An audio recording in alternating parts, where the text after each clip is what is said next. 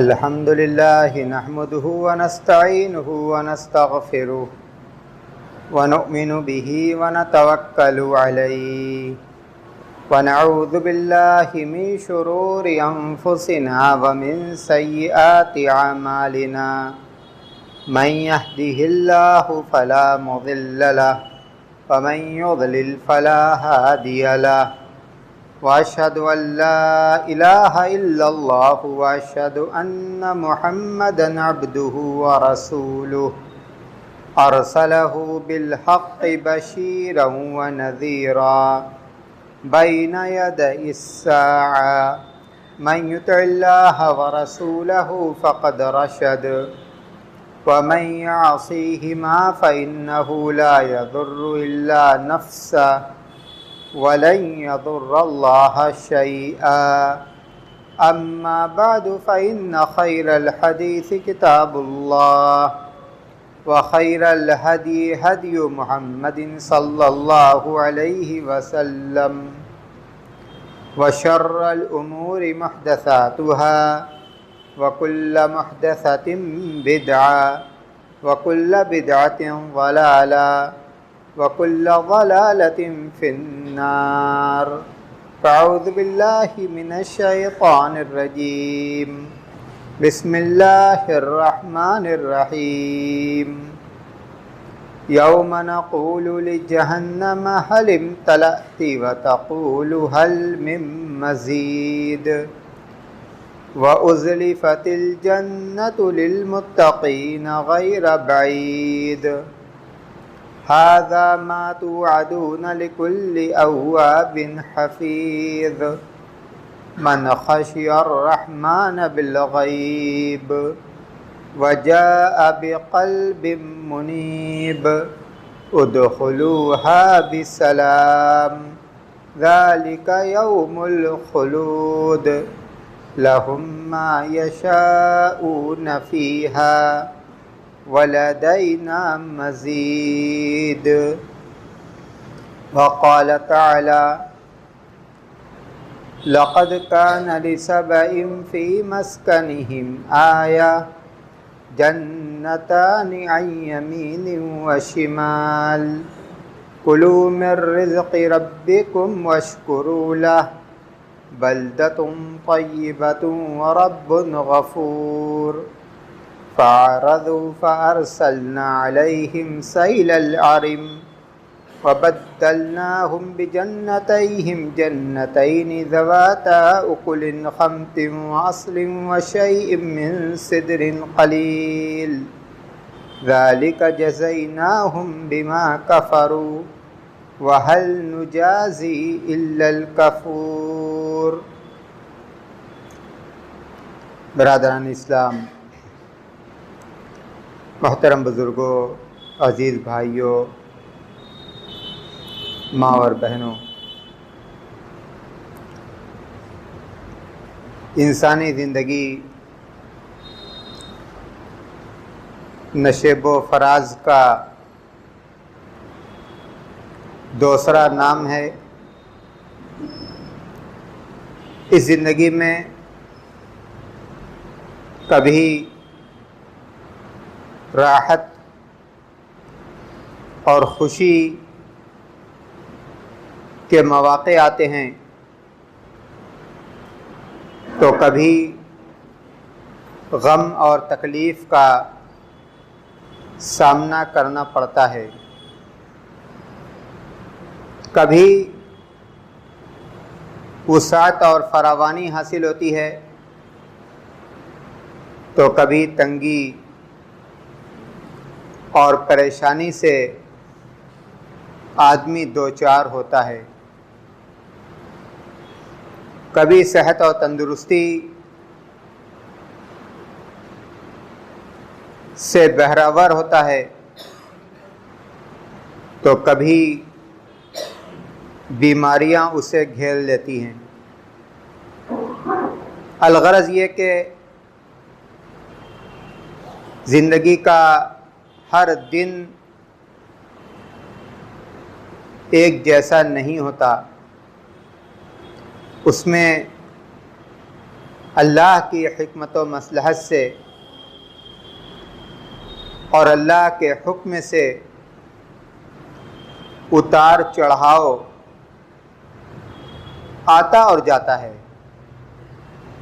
فَإِنَّ مَعَ الْعُسْرِ يُسْرًا، إِنَّ مَعَ الْعُسْرِ يُسْرًا، عسر کے ساتھ یسر، سختی کے ساتھ آسانی، اس کو انسان کا مقدر بنا دیا گیا ہے۔ اللہ کے رسول صلی اللہ علیہ وسلم نے فرمایا عجبا لامر المؤمن ان امرہ کلہ لہ خیر ولیس ذلک لأحد الا للمؤمن۔ مومن پر تعجب ہے، اس کی ہر حالت اس کے حق میں بہتر ہوتی ہے۔ ان اصابت سراء شکر فکان خیر اللہ، اگر اسے خوشی کے لمحات میسر ہوتے ہیں، زندگی میں خوشی آتی ہے اور وہ شکر گزاری کرتا ہے تو یہ خوشی اس کے حق میں بہتر ہے۔ وَإِنْ أَصَابَتْهُ ضَرَّاءُ صَبَرَ فَكَانَ خَيْرًا لَهُ، اور اگر وہ غم، تکلیف، پریشانی کا سامنا کرتا ہے اور اس موقع پر صبر سے کام لیتا ہے تو یہ حالت بھی اس کے لیے بہتر ہے۔ زندگی کے اس دونوں پہلو کو، یعنی آرام اور تکلیف، دونوں کو اس حدیث میں بیان کر دیا گیا، اور دونوں موقعوں پر مسلمان ہونے کی حیثیت سے ہمارا تعامل کیا ہو، ہمیں کیا کرنا چاہیے، اللہ کے رسول صلی اللہ علیہ وسلم نے اس حدیث کے اندر اسے بھی بیان کیا۔ خوشی کا موقع ہو، راحت کا موقع ہو، آرام کا موقع ہو، وسعت اور فراوانی کا موقع ہو، صحت اور تندرستی کا موقع ہو، تو اس کا تقاضا یہ ہے کہ ہم نعمت کو دینے والے کا شکر بجا لائیں۔ جو منعم حقیقی ہے، جس نے یہ نعمت ہمیں فراہم کی ہے، اس کا شکر بجا لائیں، دل سے نعمت کی قدر کریں، زبان سے نعمت دینے والے کی تعریف کریں، اعضاء و جوارح سے نعمت کا صحیح استعمال کریں۔ نعمت کا صحیح استعمال، یہ ہے حقیقت میں شکر بجا لانا۔ اگر ہم زبان سے اللہ کی تعریف کریں کہ اللہ نے یہ نعمت ہمیں دی، لیکن اس نعمت کو ہم گناہ کے کاموں میں صرف کریں، مال کو گناہ کے کاموں میں صرف کریں، صحت اور تندرستی سے ہم گناہ کے کام لیں، تو یہ حقیقت میں نعمت کی شکر گزاری نہیں ہے، ناشکری ہے، ناشکری ہے۔ نعمت دینے والا اس لیے دیتا ہے تاکہ اس نعمت کو اس کی مرضی کے کاموں میں صرف کیا جائے۔ نعمت کے ذریعے سے اس کے غضب کو، اس کی ناراضگی کو، اس کے وبال کو دعوت نہ دی جائے۔ قرآن کریم میں اللہ تبارک و تعالیٰ نے ایک مثال کے ذریعے سے اس بات کو سمجھایا۔ لَقَدْ كَانَ لِسَبْعٍ فِي مَسْكَنِهِمْ آيَةٌ جَنَّتَانِ عَنْ يَمِينٍ وَشِمَالٍ كُلُوا مِنْ رِزْقِ رَبِّكُمْ وَاشْكُرُوا لَهُ بَلْدَةٌ طَيِّبَةٌ وَرَبٌّ غَفُورٌ۔ سبا یمن کی ایک قوم، ان کی آبادی میں اللہ کے قدرت کی ایک بڑی نشانی ہے۔ جنتان عن یمین و شمال، جہاں یہ لوگ آباد تھے، دائیں اور بائیں اچھے قسم کے باغات تھے، پھل تھے، پھول تھے، میوے تھے۔ جنتان عن یمین و شمال، کلوا من رزق ربکم واشکروا لہ بلدۃ طیبۃ ورب غفور۔ کہا گیا ان سے کہ اللہ کی دی ہوئی روزی کو کھاؤ اور اس کا شکر بجا لاؤ۔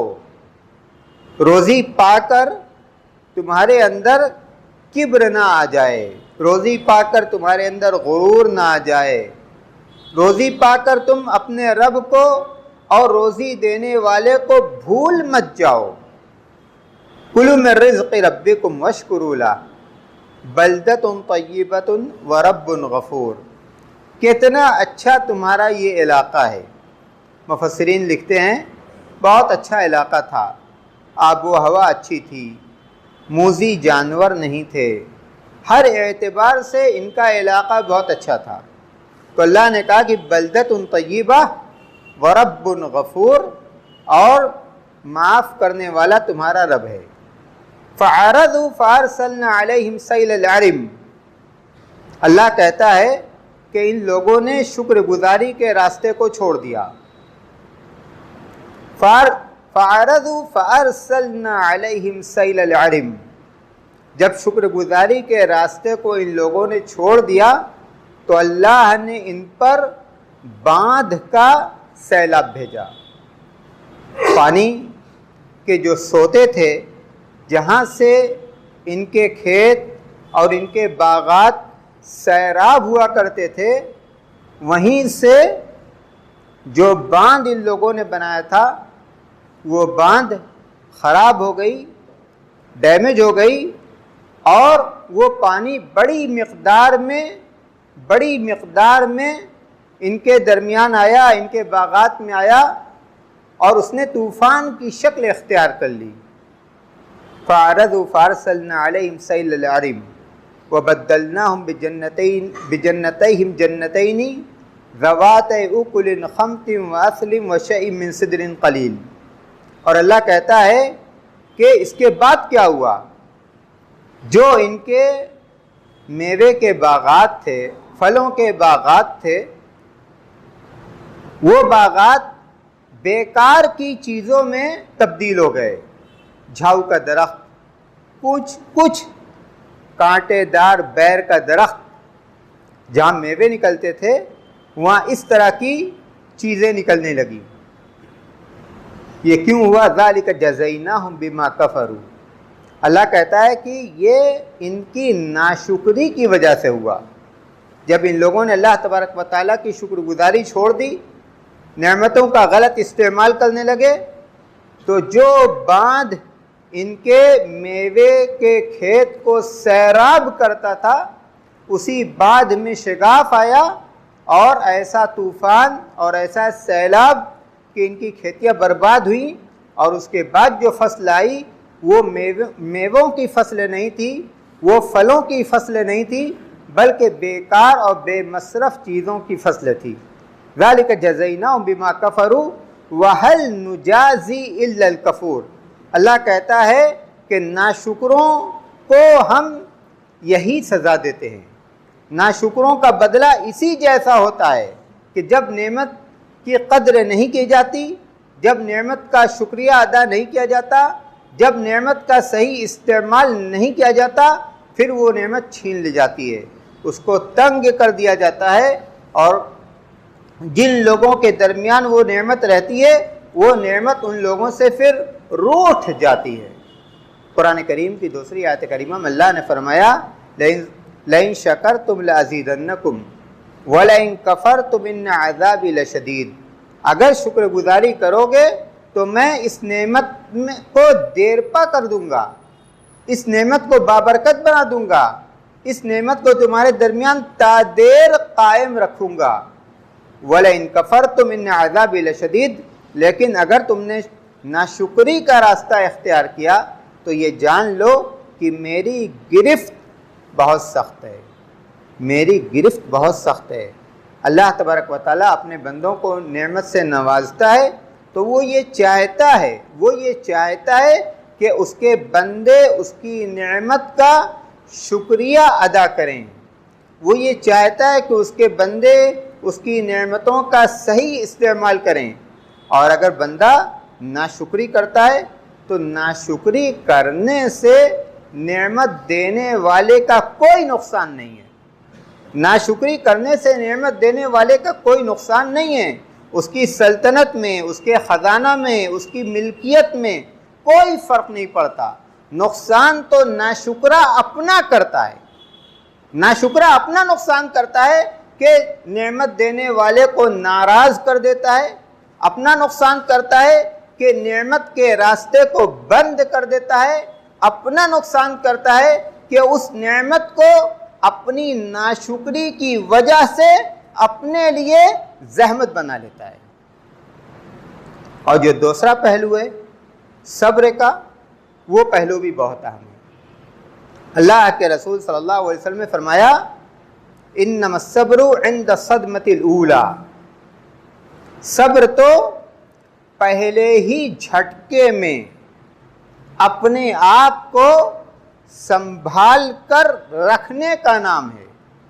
قرآن کریم میں اللہ نے فرمایا وَلَنَبْلُوَنَّكُمْ بِشَيْءٍ مِّنَ الْخَوْفِ وَالْجُوعِ وَنَقْصٍ مِّنَ الْأَمْوَالِ وَالْأَنفُسِ وَالثَّمَرَاتِ وَبَشِّرِ الصَّابِرِينَ الَّذِينَ إِذَا أَصَابَتْهُمْ مُصِيبَةٌ قَالُوا إِنَّا لِلَّهِ وَإِنَّا إِلَيْهِ رَاجِعُونَ أُولَئِكَ عَلَيْهِمْ صَلَوَاتٌ مِّن رَّبِّهِمْ وَرَحْمَةٌ وَأُولَئِكَ هُمُ الْمُهْتَدُونَ۔ اللہ کہتا ہے کہ ہم تمہیں مختلف صورتوں سے آزمائیں گے۔ وَلَنَبْلُوَنَّكُمْ بِشَيْءٍ مِّنَ الْخَوْفِ وَالْجُوعِ وَنَقْصٍ مِّنَ الْأَمْوَالِ، خوف کے ذریعے سے، بھوک کے ذریعے سے، پیداوار کو کم کر کے، کاروبار کو کم کر کے، وَنَقْصٍ مِّنَ الْأَمْوَالِ وَالْأَنفُسِ وَالثَّمَرَاتِ، تمہارے کسی عزیز کو وفات دے کر، ان صورتوں کے بیان کرنے کے بعد اللہ کہتا ہے وَبَشِّرِ الصَّابِرِينَ، ان موقعوں پر جو لوگ صبر سے کام لیتے ہیں ان کو بشارت دیجئے، ان کو بشارت دیجئے۔ الذین اذا اصابتہم مصیبہ قالوا انا للہ وانا الیہ راجعون، جب ان کو کوئی مصیبت لاحق ہوتی ہے وہ اپنے رب کو یاد کرتے ہیں، وہ اپنے رب کی طرف لوٹتے ہیں، کہتے ہیں کہ ہم اللہ کے ہی بندے ہیں اور اسی کی طرف ہم لوٹنے والے ہیں۔ اولئک علیہم صلوات من ربہم ورحمہ، یہ ہے بشارت اور بہت بڑی بشارت۔ اولئک علیہم صلوات من ربہم ورحمہ، ایسے لوگوں پر رب کی رحمت و برکت نازل ہوتی ہے۔ صبر کرنے والوں کو یہ بشارت دی جا رہی ہے کہ صبر کرو اگر تمہیں رب کی رحمت چاہیے، صبر کرو اگر تمہیں رب کی برکتیں چاہیے۔ وَأُولَئِكَ هُمُ الْمُهْتَدُونَ، اور یہی ہدایت یافتہ لوگ ہیں۔ إِنَّمَا يُوَفَّى الصَّابِرُونَ أَجْرَهُمْ بِغَيْرِ حساب، دوسری آیت کریمہ میں اللہ نے فرمایا صبر کرنے والوں کو اللہ بے حساب ثواب دیتا ہے۔ جن لوگوں نے پریشانی کے حالات میں، مصیبت کے مواقع پر اپنے آپ کو سنبھال کر رکھا، رب کی بنائی ہوئی تقدیر کو نہیں کوسا، خواہ زبان سے اپنی مصیبت کا اظہار نہیں کیا، تو ایسے لوگوں کے بارے میں یہ کہا جا رہا ہے کہ اولئک علیہم صلوات من ربہم ورحمہ، ایسے لوگوں پر رب کی رحمتیں اور برکتیں نازل ہوتی ہیں۔ وَأُولَئِكَ هُمُ الْمُهْتَدُونَ، اور یہی ہدایت یافتہ لوگ ہیں۔ صبر کے راستے پر چلنے والے ہی ہدایت یافتہ ہیں۔ جو ناصبرے ہیں، جو اپنی تقدیر کو کوستے ہیں، جو پریشانی کے موقع پر پریشانی سے نکلنے کے لیے غلط راستوں کو اختیار کرتے ہیں، ان کے لیے یہ بشارت نہیں ہے ان کے لیے صبر کرنے کا ثواب نہیں ہے، ان کے لیے فَإِنَّ مَعَ الْعُسْرِ یسرا والی جو بشارت ہے وہ ان کے لیے نہیں ہے۔ ایسا نہ ہو کہ ان کی ناصبری کی وجہ سے یہ حالات ان کے لیے مزید پریشانی کا سبب بن جائیں۔ اور اگر کوئی شخص پریشانی کے موقع پر صبر کا مظاہرہ نہیں کرتا، بے صبری دکھلاتا ہے، گریہ وزاری کرتا ہے، تقدیر کو کوستا ہے، جو لوگ اس معاملے سے متعلق ہیں ان کو خواہ مخواہ الزام دیتا ہے اور برا بھلا کہتا ہے، تو اس سے اس کی مصیبت ہلکی نہیں ہو جائے گی، اس سے اس کی مصیبت دور نہیں ہو جائے گی۔ جس کے حکم سے یہ مصیبت آئی ہے وہی ذات اس مصیبت کو دور کرنے والی ہے، وہی ذات حالات کو بدلنے والی ہے۔ اور اگر صبر کرنے والا صبر سے کام لیتا ہے تو یہ صبر کرنا، جیسا کہ اللہ کے رسول صلی اللہ علیہ وسلم نے فرمایا، کہ اس کے حق میں بہتر ہے، اس کے حق میں اچھا ہے۔ قرآن کریم میں سورہ عصر میں اللہ نے فرمایا کہ وَالْعَصْرِ إِنَّ الْإِنسَانَ لَفِي خُسْرٍ إِلَّا الَّذِينَ آمَنُوا وَعَمِلُوا الصَّالِحَاتِ وَتَوَاصَوْا بِالْحَقِّ وَتَوَاصَوْا بِالصَّبْرِ۔ زمانہ کی قسم، تمام لوگ خسارے میں ہوں گے سوائے ان لوگوں کے جو ایمان لائے، نیک اعمال کیے، ایک دوسرے کو حق کی وصیت کی اور ایک دوسرے کو صبر کی وصیت کی، ایک دوسرے کو صبر کی وصیت کی۔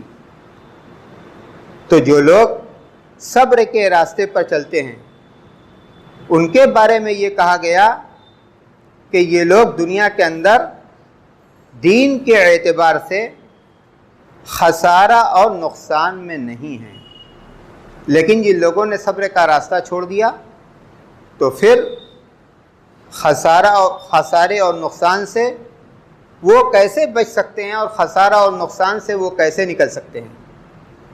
صبر کرنے کی وجہ سے انسان کا غم ہلکا ہوتا ہے، صبر کرنے کی وجہ سے اسے ثواب ملتا ہے، صبر کرنے کی وجہ سے وہ اپنے رب کو راضی کر لیتا ہے، صبر کرنے کی وجہ سے اس کو رب کی رضامندی حاصل ہوتی ہے۔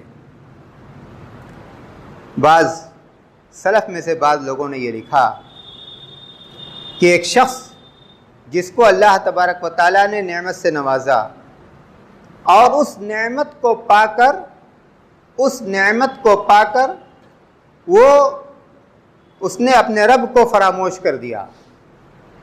دوسرا شخص جس کو اللہ تبارک و تعالیٰ نے کسی تکلیف سے دوچار کیا، پریشانی سے، بیماری سے، کسی اور تکلیف سے، اور اس تکلیف کی حالت میں اس نے اپنے رب کی طرف رجوع کیا، اپنے رب کی طرف لوٹا، اپنے رب سے لو لگائی، اس سے گریہ وزاری کی۔ سلف کہتے ہیں کہ جو تکلیف بندہ کو رب سے جوڑ دے، جو تکلیف بندہ کو رب سے جوڑ دے، وہ تکلیف اس نعمت سے بہت اچھی ہے جو بندہ کو رب سے غافل کر دے۔ نعمت پا کر بندہ رب سے غافل ہو گیا اور تکلیف کا سامنا کر کے بندہ رب کی طرف لوٹ گیا۔ رب کی طرف لوٹانے والی تکلیف رب سے غافل کرنے والی نعمت سے کہیں اچھی ہے۔ تو اس لیے مسلمان تکلیف کو، پریشانی کو اپنے لیے ہمیشہ برا نہ جانے، اس کے اپنے فوائد ہیں۔ اگرچہ عافیت سب سے بہتر ہے، عافیت سب سے بہتر ہے، اسی لیے عافیت مانگنے کی ہمیں دعا سکھلائی گئی. اللہم انی اسألک العفو والعافیت والمعافات الدائمہ. اے اللہ میں تجھ سے تیری بخشش اور عافیت مانگتا ہوں. اور اللہ کے رسول صلی اللہ علیہ وسلم نے طائف کے سفر کے موقع پر یہ کہا تھا وعافیتک ہی اوسع لی. اے اللہ تیری عافیت میرے حق میں بہتر ہے. لیکن ایسی عافیت جو رب سے غافل کر دے، ایسی عافیت جو بندہ کو سرکش بنا دے، ایسی عافیت جو اس کو ظالم اور متکبر بنا دے، ایسی عافیت سے تو وہ پریشانی بہتر ہے جو بندہ کو رب سے جوڑے رکھے. جو بندہ کو رب سے جوڑے رکھے، وہ نمازیں پڑھتا رہے، وہ صدقات و خیرات کرتا رہے، وہ گریہ و زاری کرتا رہے، اور یہ پریشانی اس کے درجات کو بلند کرے گی. یہ پریشانی اس کے گناہوں کو معاف کرے گی. یہ پریشانی اس کے رب کو راضی کرے گی. یہ پریشانی اس کو سیدھے راستے پر قائم رکھے گی. اس لیے ہم بیماری کو، پریشانی کو ہمیشہ اپنے حق میں بری نہ جانیں. کبھی یہ بیماری، کبھی یہ پریشانی، کبھی کاروبار کی یہ کساد بازاری ہمارے حق میں اچھی بھی ہوتی ہے. ہمارے حق میں اچھی بھی ہوتی ہے کہ وہ ہمیں اسی بہانے اپنے رب کی طرف لوٹا دیتی ہے، اور وہ ہمیں اسی بہانے اپنے رب سے جوڑ دیتی ہے. لیکن پھر بھی مسلمان کو یہ حکم دیا گیا کہ وہ اللہ تبارک و تعالیٰ سے عفو اور عافیت کی ہی دعا کرتا رہے، اور عافیت کے حالات میں بھی وہ اپنے رب کو فراموش نہ کر دے، اپنے رب کو بھول نہ جائے، بلکہ اس سے لو لگاتا رہے. رجال لا تلہیہم تجارۃ ولا بیع عن ذکر اللہ و اقام الصلاۃ. یہ مسلمان کی شان ہے کہ تجارت، خرید و فروخت اس کو اللہ کے ذکر سے اور نماز کے قائم کرنے سے غافل نہیں کرتے. یہ چیزیں اس کو نماز سے غافل نہیں کرتی. تو عافیت کی حالت میں بھی ہمیں اپنے رب سے لو لگانا ہے اور اس کا شکر بجا لانا ہے، تاکہ یہ حالات ہمارے درمیان دیر تک قائم رہیں. اور اگر حالات اس سے الگ ہیں تو ان حالات میں ہمیں صبر سے کام لینا ہے، صبر کا دامن نہیں چھوڑنا ہے، اور اللہ تبارک و تعالیٰ سے اس صبر کا بدلہ اور عافیت کا سوال کرتے رہنا ہے. اللہ تبارک و تعالیٰ ہم سب کو نیکی کے راستے پر قائم رکھے، گناہوں سے بچائے، جب تک زندہ رکھ، اسلام پر چلنے والا بنا کر زندہ رکھ. ہمیں اس بات کی توفیق دے کہ ہمیں جو نعمتیں میسر ہیں ہم ان نعمتوں کا حق ادا کریں، ان نعمتوں کا شکر بجا لائیں، اور جو حالات ہمارے لیے بظاہر اچھے نہیں ہیں، اللہ تبارک و تعالی ہمیں ان حالات پر صبر کرنے کی توفیق عطا کرے اور ہمارے ان حالات کو اچھے حالات سے بدل دے. جب تک زندہ رکھ، اسلام پر چلنے والا بنا کر زندہ رکھ، جب موت آئے تو ایمان پر آئے. وآخر الدعوانا ان الحمد للہ رب العالمین.